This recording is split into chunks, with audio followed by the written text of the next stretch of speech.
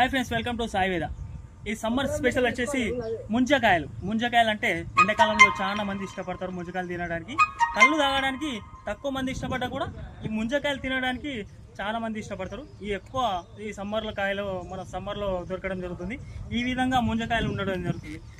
ఈ సైజు వచ్చినట్టయితే కొంచెం ముదిరిపోయినట్టు, ఈ కొద్దిగా చిన్నగా ఉన్నాయంటే పర్ఫెక్ట్ మస్తు ఉంటాయి. దీన్ని కోసి మీకు చూపిస్తాం. మనకు మనిషికి 2 కన్ను ఉంటాయి కదా, ఈ ముంజకాయ 3 కన్ను ఉంటాయి, గుర్తుపెట్టుకొని మనం ఈ విధంగా తీసుకోవాలి.